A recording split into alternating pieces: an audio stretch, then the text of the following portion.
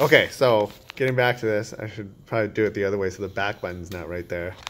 Um, anyways, so again, we're looking at the catch. So I was looking on my side. So you can see as I'm going into the catch, look at my ear in position with respect to that line that I just drew. You can see my body, my body is able to get that weight on the blade, right? Yeah. Okay, so you want to adjust your catch that way a little bit. And then earlier we were talking about how your top hand ends up going up a little too high. You can see the next thing I want you to think about is where your top hand placement is, right? You can see you have really good twist, but I would say you're twisted a little bit too far and your top arm is now set a little too high to really be able to utilize that really well, okay? I think some of that will be fixed by like sequencing how your arms are moving with relation to your body there. You do definitely have really good usage of that untwisting motion as you're going through the pool. In terms of where your blade is actually going to be in the water is going to be a little bit different though. Okay. Let me take away these lines here. So this all looks pretty solid through the meat of the pool.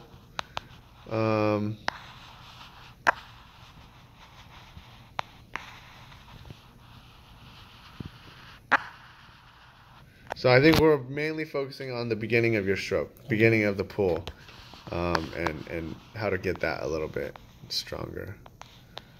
I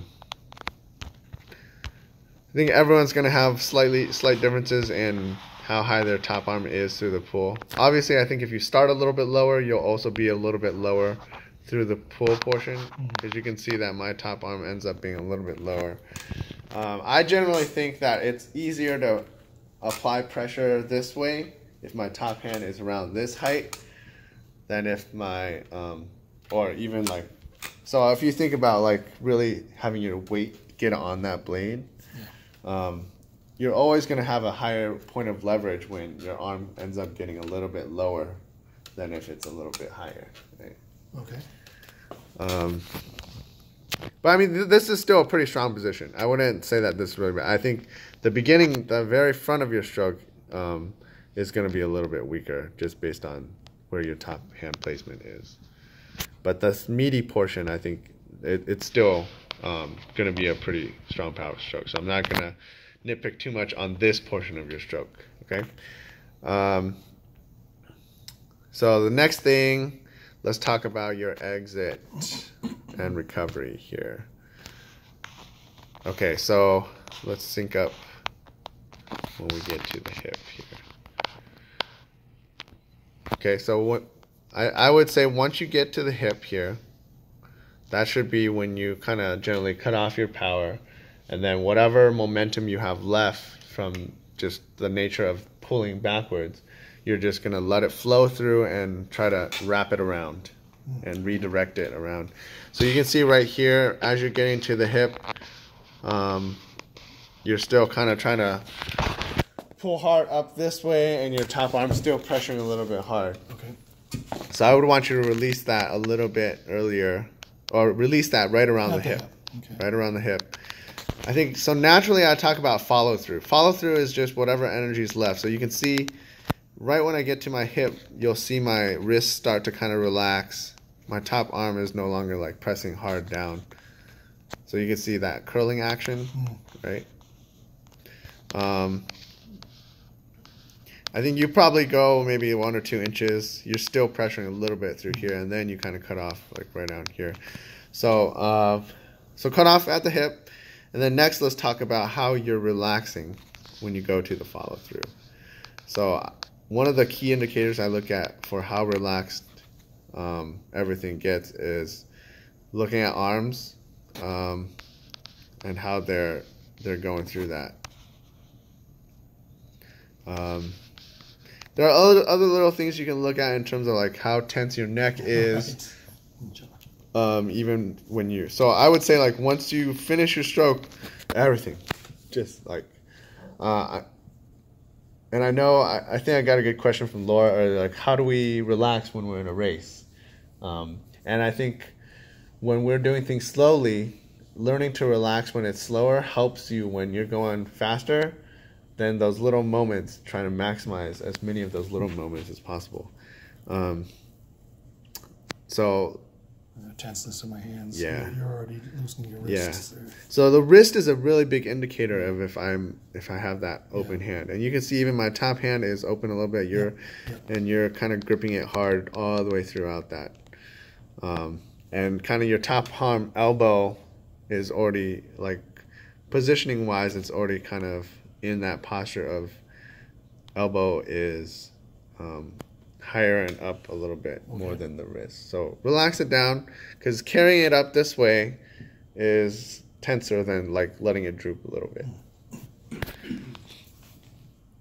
So I think final thing, we're just going to look at the front view of that. That you can much more clearly see how that lower arm is operating through the exit there.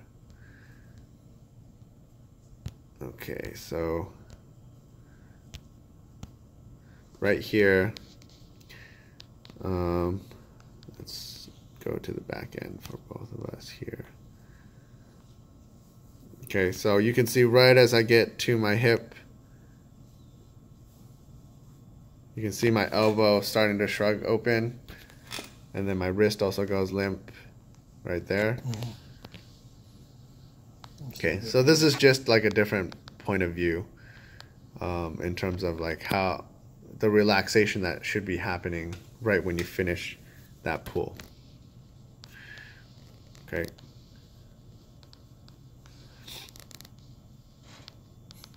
So motion wise, I want you to think a little bit more like, you know, we've pulled straight back and then it's going to come out a little bit and then come back forward.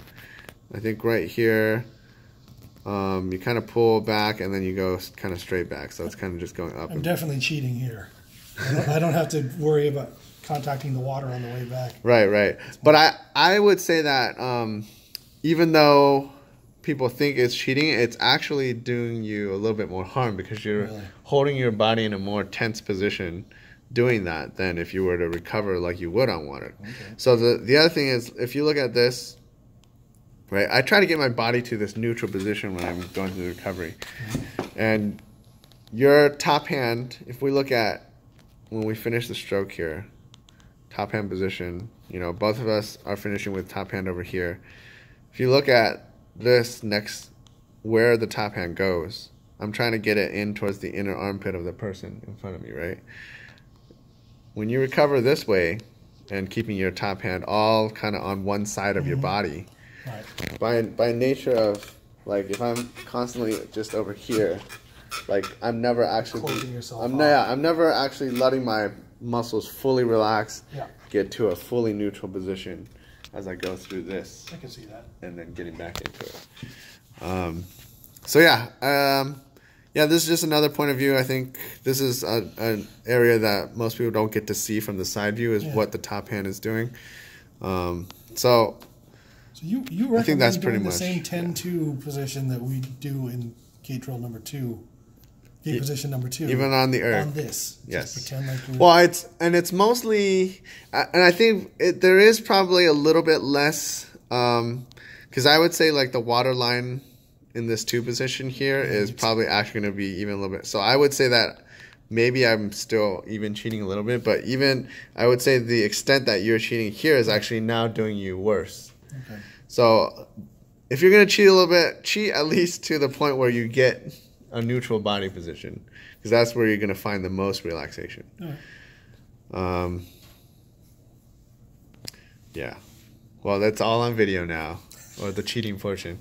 It's not, I mean, like, I think in reality, obviously I would like people to practice as close as possible to that, but it's really hard to judge like exactly where the water's at. I would probably say the water is probably close to the bottom of our butt area, so even where I'm recovering right now might actually be skimming on, or skimming on just below the surface of the water at this point, but yeah, okay. Cool, thank you for the